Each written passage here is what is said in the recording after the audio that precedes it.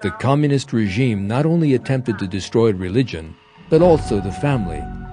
The communal form of living was established, and all families were split up. Children in the communes were indoctrinated with the idea that families were unnecessary and were taught to love the Communist Party instead.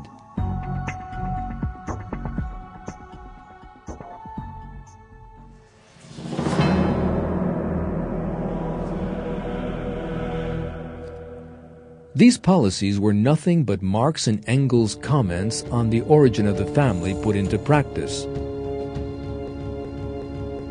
Marx and Engels had suggested that man, whom they regarded as a species of animal evolved from apes, had no need of such concepts as religion, morality, or the family.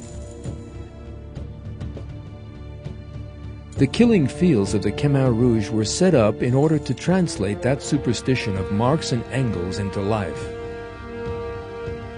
In the killing fields, the guards could kill anyone they had the slightest suspicion of. Khmer Rouge killings were at first carried out by means of a bullet in the head. Later, in order to avoid wasting bullets, they began putting plastic bags over people's heads and suffocating them. 3 million out of the country's 9 million population were killed in that way.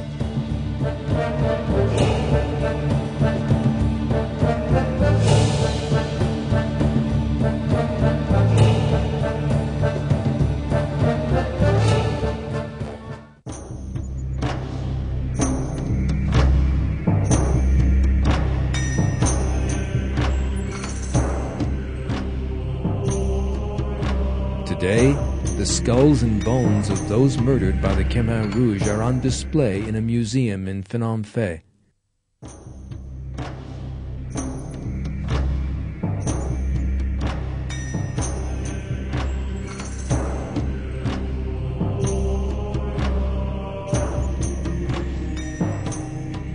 One can see the deep fear in the faces of those whom the Khmer Rouge photographed before they killed.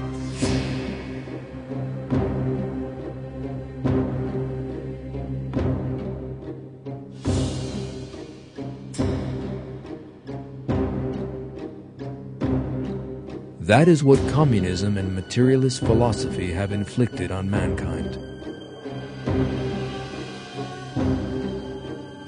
All ideologies that reject God turn their backs on the morality He has taught and regard the world as one giant battleground, all inflict disasters on mankind in the same manner. God reveals the secret of this truth in a verse of the Quran. Corruption has appeared in both land and sea because of what people's own hands have brought about, so that they may taste something of what they have done, so that hopefully they will turn back.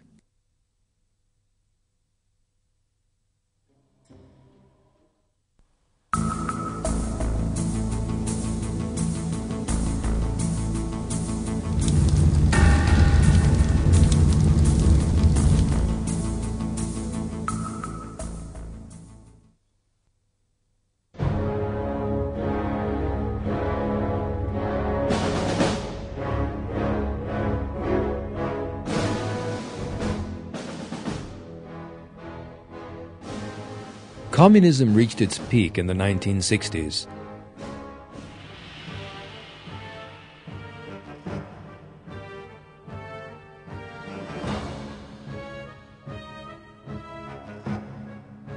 The Soviet Union and the Eastern Bloc were run by the communist regime in Moscow. In China, Mao had been deified and his ideology was portrayed as an infallible guide.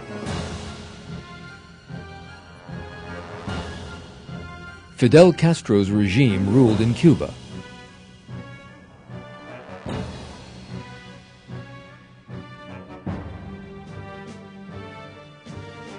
The communist guerrilla leader Che Guevara was attempting to organize guerrilla wars in the Congo and Bolivia.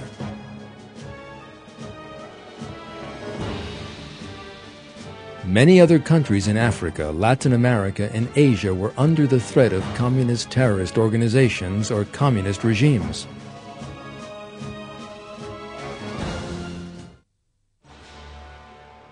During those years, communism also burst onto the scene in a totally unexpected place.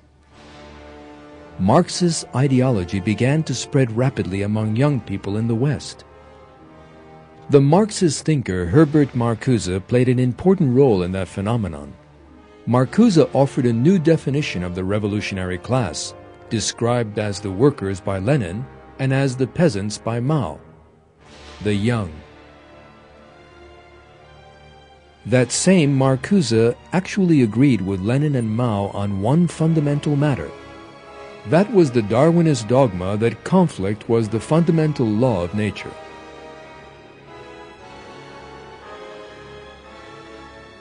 Marcuse's belief in conflict turned the '68 generation out onto the streets.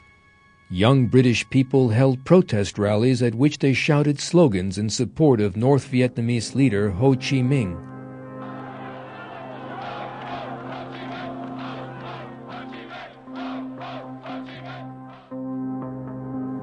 In Italy, leftist groups carried out acts of terrorism.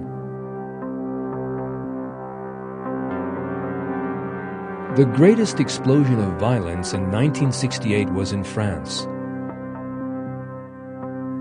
Firstly, Marxist students in Paris occupied their universities, and socialist slogans were shouted during the celebrations. Events began to grow when other leftist groups organized marches in support of the students. Marxist students tore cars apart and smashed streets and shops.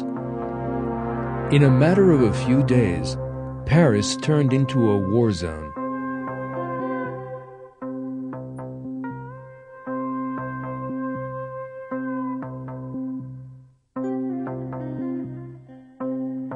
The barbarity that marched under the red flag was only suppressed months later.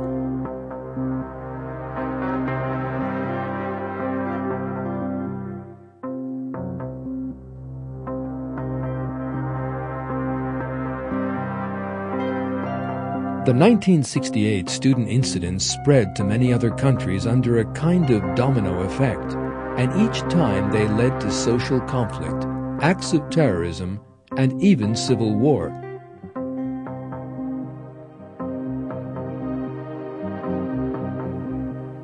Those young people, exasperated by the political and economic problems of their day, believed that communism offered a solution.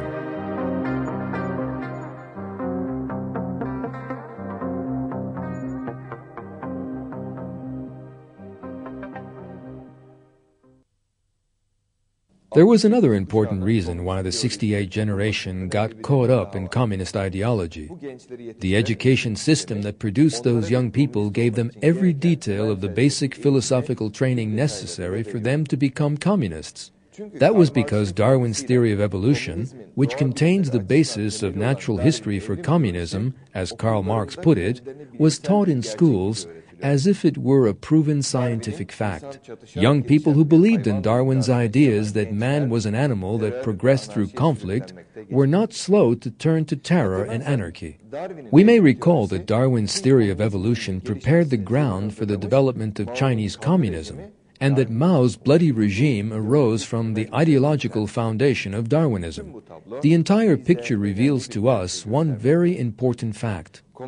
Communist ideology is the result of a worldview that regards man as a species of animal and believes that he progresses through conflict. If that worldview becomes prevalent in society, communism will inevitably ensue. When it finds an appropriate political and social climate, communism reorganizes itself and again begins shedding blood. The fact that the communist regimes in the Soviet Union and the Eastern Bloc were overthrown must not be allowed to put us off our guard. Communism is still a threat to the world because the ideology's basic philosophy is still alive and well. As long as that basis, in other words, Darwinism and materialism, is still alive, communism will continue to represent a grave menace to mankind. That being the case, the solution lies in doing away with that philosophical foundation. Darwinism and materialist philosophy in any case possess no scientific basis and must no longer be imposed on society as if they were true. People must understand that they are not animals who merely exist to fight with one another, but that they are honorable creatures who must live by the lights of that morality created and revealed by God. Once that truth has been grasped, both communism and the other ideologies that have brought disaster to mankind will disappear, and man will live in peace, security, and brotherhood.